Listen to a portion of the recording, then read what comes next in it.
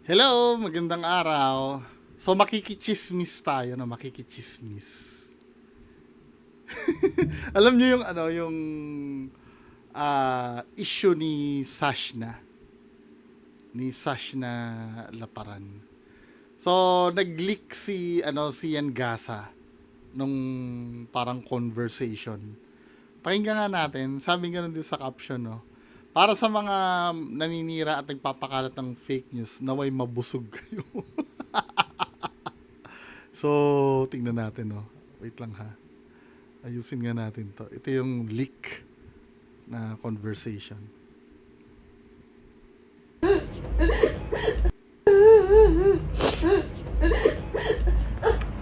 Nandito ako na. Ay, nako. Alam mo, ever since pa ito ba lagi ko sinasabi sa'yo, Jen? Lagi na lang nadadama yung pangalan ng anak ko. Kahit anong strive niya sa buhay, ayaw niya umutang, ayaw niya ganito. Pero yung partner niya, kakalad ka rin yung name niya, yun yung nasasaktan ako. So, eto, hinahabol ka ng pinagkakautangan mo. Siyempre, Ano naman gusto ni Sashi naman? yun nga, kumbaga sa akin nga, hindi naman yun para maghiwalay ko or anything. Makakabawi ka talaga dyan. Kung naniniwala sa iyo yung anak ko, makakabawi ka. Pero, hindi sa paraan na ganito, na-drag mo yung lahat ng paghihirapan. Sabi ko nga sa Jed, pangalan na lang ang meron ng anak ko. Wala kami, hindi kami mayaman or anything. Ilang taon kanya sinasabihan na maghanap ka ng trabaho. Nilalakad ko yung bangko ko na makatulong ako sa anak ko, na makautang ako na 1 million para sa birthday niya. Kung alam mo lang. Kasi nakikita ko yung... Sige, tumutulong din naman ako. Kaya nga, Jed, kaya lang. Kaya ibenta, binibenta. Alam mo, Ilang beses ko na sinabi, magtrabaho ka, Oo. mag-business ka. Tatanggap ko naman po, alis na nga po ako ngayon. Diba? kasi hindi yun eh, Jed. Hindi yun natanggap ko, aalis na. Hindi ganun, Jed. Alam mo, dapat Hindi kasi nakikita yung araw-araw na ginagawa ko. Nakakapaglaro ka nga ng computer eh. Ang taon niya na sinasabi. Kaming dalawa na lang. Hindi, ilang taon ka na sinasabihan ng anak ko? Itatanggap ko na nga po. Yan ang po ba gusto mo i-point? Ang i-point ko marami, Jed. Hanggang ngayon, pinoprotektahan kita sa anak ko. Kari, ginusto mo yan, Jed. Hindi ginusto ni Sash na yan. Ginusto mo yung nangyari sa'yo. Alis na nga po ako eh. Nakakaawa yung anak ko. Promise. Nakakaawa.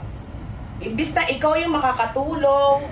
Alam mo, pagod na yung anak ko na mag-isip, na magtrabaho. Hindi deserve yung anak ko yan na magkautang sa amin. Meron ako araw-araw sa lahat na makakaya ko. Kung may mabibenta ko, binibenta ko para ibigay sa kanya buo. Galing naman sa kanya yun eh. Benta mo eh, para pinapalabas mo, galing pa sa iyo binibenta mo. Kung kaya ko Medyo tama yung hinala ko tumutulong ako. Kung meron ako inaabot ko kahit walang matira sa akin.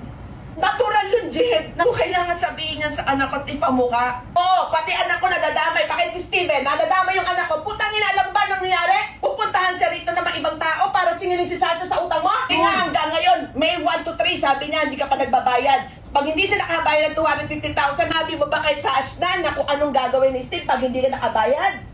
Inamin mo ba kay Sash na yun? Hinihintay kita. Ilang buwan na akong hinintay, pero hindi ka nagiging totoo sa anak ko. Babayaran ko yun, ba't aabot dun? Sabihin mo kung anong mangyayari. Bakit hindi mo inamin sa anak ko?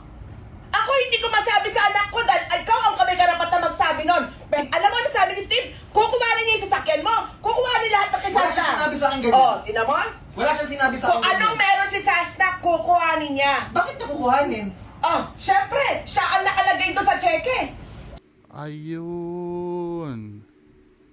Kaya damay pala talaga si Sash na doon. No? Siya ang nag-garantor sa'yo. Ganun ang ginawa mo. Kasama pala talaga siya doon. Garantor siya eh. So tama yung hinala ko, yung... Hindi, ito, nagko-conclude lang ako Feel free to ibahagi nyo rin yung, yung position nyo dyan sa baba. So, yung pagpo-post nila, sa social media, yung pagpo-post nila ganon, para talaga sa publiko yon na ipaalam na sila ihiwalay at wala ng connection sa isa't isa. Hindi siya yung para sabihin na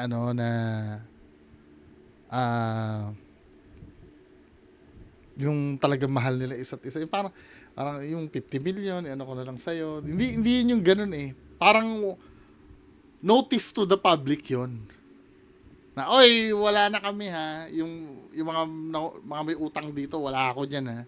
Wala ako nakuha dyan ha. Parang ganun. Message na. Anong magagawa ng anak ko? Nag-guarantor siya. Pangalan niya nandoon. Nasabi mo ba sa anak ko yon?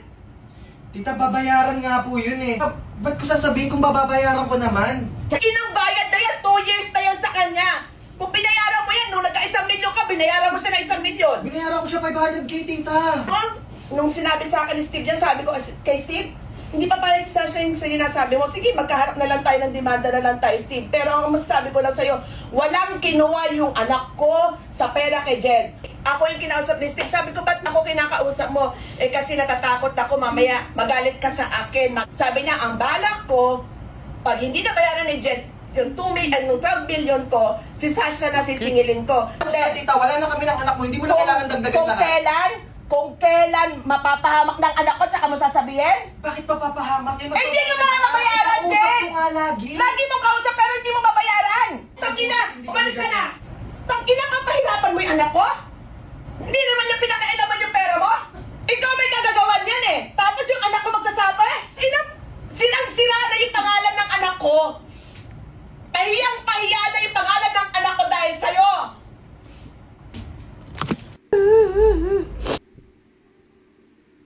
Kakahiya, no? Dahil sa pera. Sometimes, no, sa buhay natin, may nagagawa tayong mga desisyon na, na hindi maganda eh. Diba? Kasi, ayon doon sa interview kasi minsan, no, may gusto siyang i-maintain kasi na lifestyle.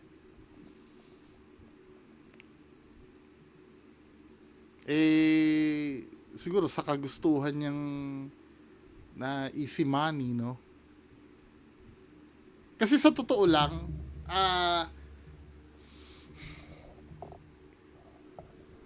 pag kasi mataas ang risk, mataas din ang reward eh.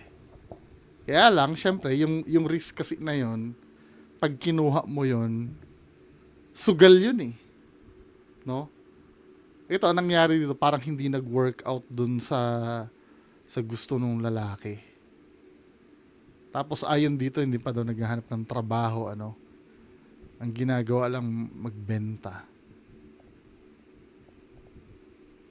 Sakit sa ulo niyan, man. At some point of my life, pero small scale lang naman. daang libo lang naman. Nung nasa yung may pharmacy ako, may konting, kaya busit din ako sa kapatid ko eh. May konting may konting involvement din ng kapatid ko doon. Negosyo din. Ayoko na i-elaborate pero naipit ako. Siguro mga 150,000 lang naman yun. Nung nagsisimula ako dati nun, malaki na yun. Talagang life savings ko na yun, yung 150,000. Na talagang nasaid din ako nun. Although naka-recover uli ako dahil pumunta ako dito sa Manila, nagtrabaho ako, nagsimula ako sa umpisa. 'Di ba? Naiintindihan ko yung struggle.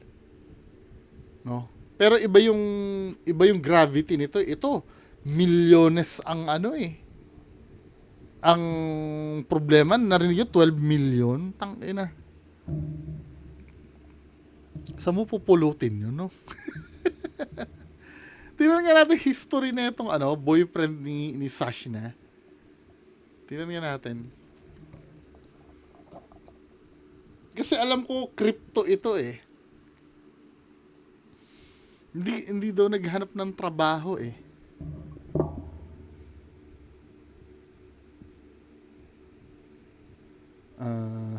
Sino yun? Si to, 'di ba? Mark Pascual. Mark Pascual issue. Meron akong nadaanan na article dito. Ah, ito oh.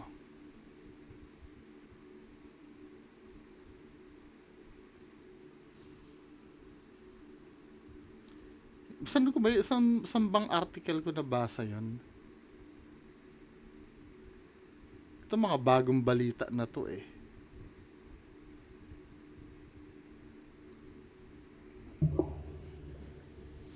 Boss G ang name niya, no?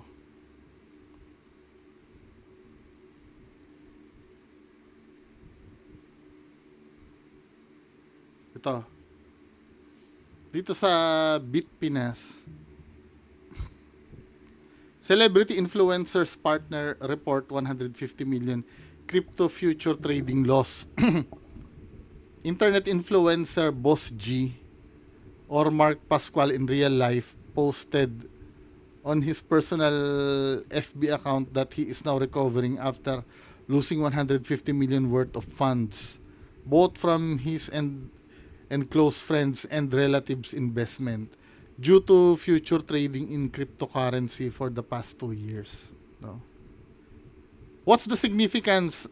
Boss G's post raises awareness and warns crypto traders, whether experienced or newbies, to always be mindful of the market and not be greedy just to earn a profit.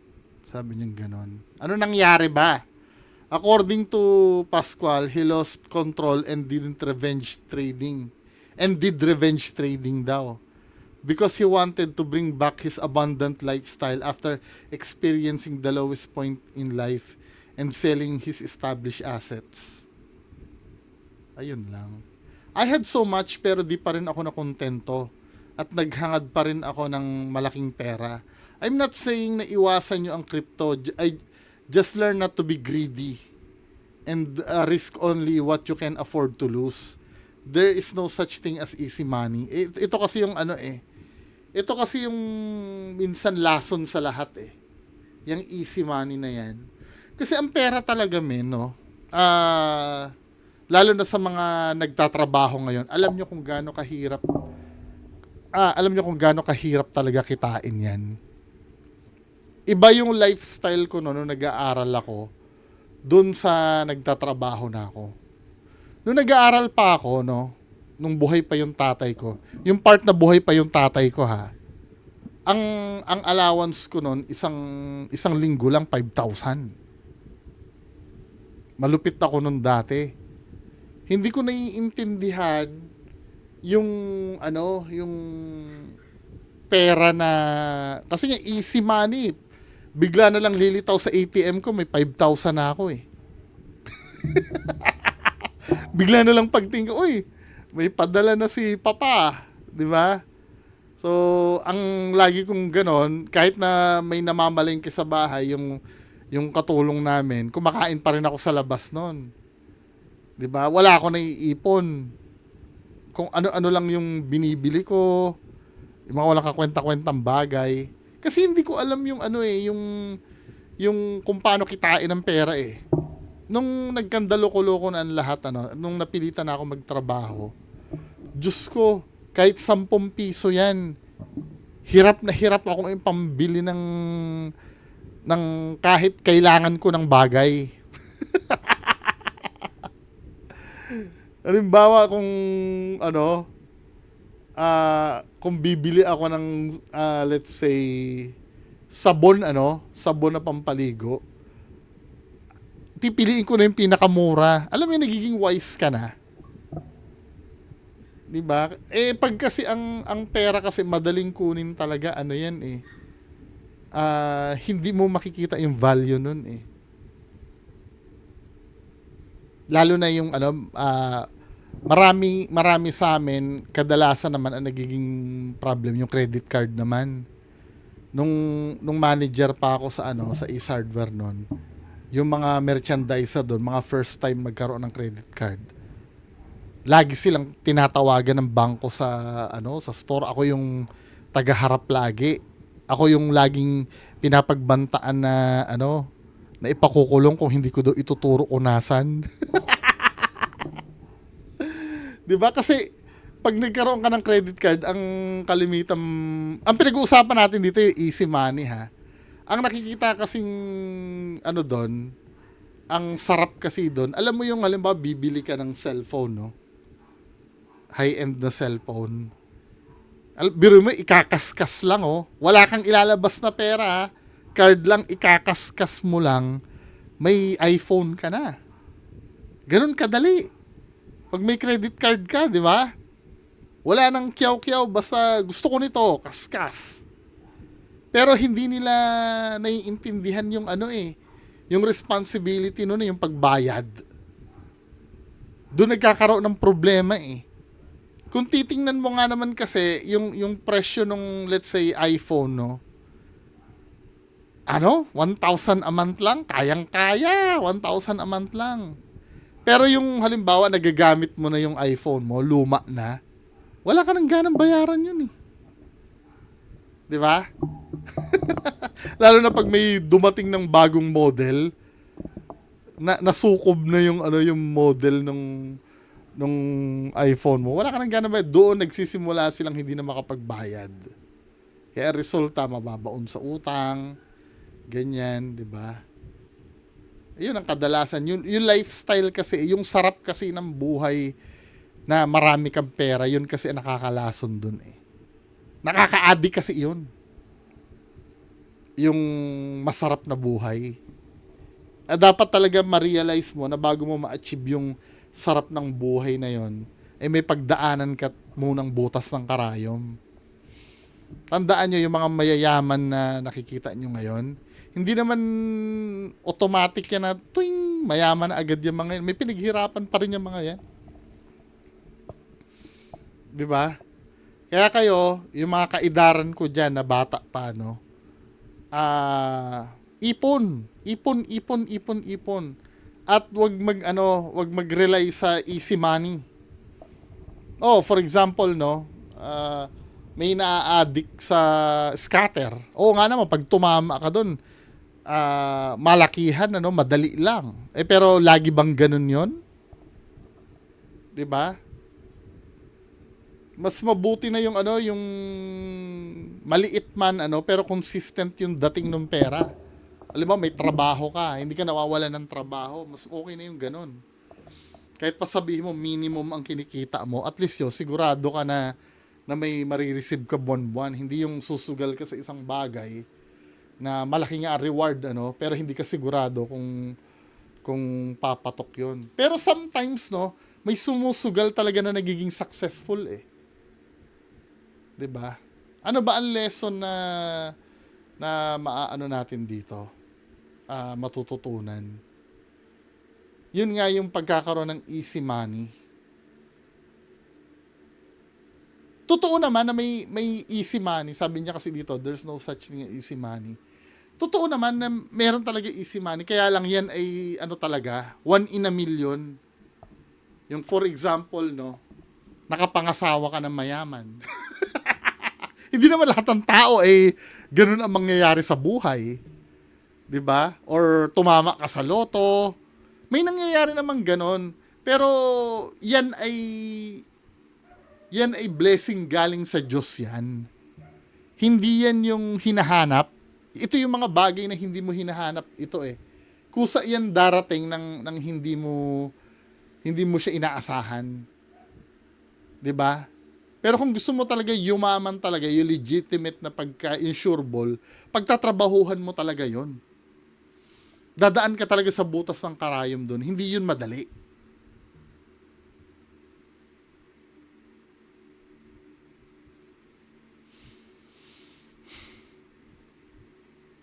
Sabi nga dito, wala na akong mukhang ihaharap sa mga tao, sobrang nahihiya na ako. Hindi ako masamang tao, pero nalulung ako sa trading ng walang proper trading plan. I'm sorry for everything. Sobrang fucked up ang utak ko. Hindi ko tatalikuran ng obligasyon ko sa mga nagtiwala sa akin. Kailangan ko ng oras. Kaya lang, ayon doon sa conversation na narinig natin, hindi ka naman daw maghanap ng trabaho. Ang gusto mo lang magbenta ng magbenta. Diba? Tapos minsan yung benta mo pa, palugi pa. Pagka Pascual also shared that his death to a family of his girlfriend, actress and content creator Sashna Laparan, reached 42 million. Ito pala yung sinasabi. No, sa pamilya ko. Hindi lang literal na, siguro sa pinsan niya pa or ano, no. 40 million and thank them for always lending their hands to him and not saying bad to him. His FB gaming channel, Boss G, has more than 500,000 followers and features Pascual's live streams on playing different gambling games on Galaxy Casino Live app. Boss G Capital Ventures with Telegram and Discord communities. Wala eh. Kung nagtiyaga ka na lang sana dito, dito sa platform mo na to, hindi ka na nag-ano ng investor, no? I'm posting this for awareness. Don't make the same mistakes I did. Pahalagahan nyo ang mga taong nagmamahal at nagtitiwala sa inyo. Don't take them for granted. Lalaban ako, ayusin ko lahat.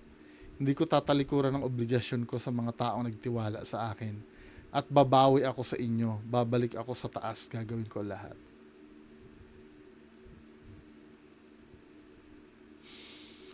Ay, nako. Kahit ako nanghina ako doon nung narinig ko yung 12 million eh. Saan kamay ng Diyos mo kukunin yun, no? Yan, yung bill ko na nga lang sa kuryente na 5,000. Halos umetbak na ako ng bato eh.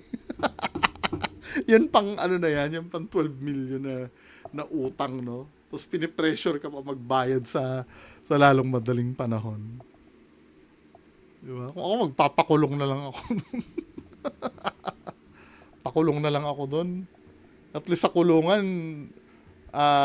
makakakain pa ako araw-araw eh. Oy, joke lang yun ha. Anyway, anong tingin nyo dito mga kababayan ko? Comment po kayo sa baba. Magandang araw sa inyo lahat.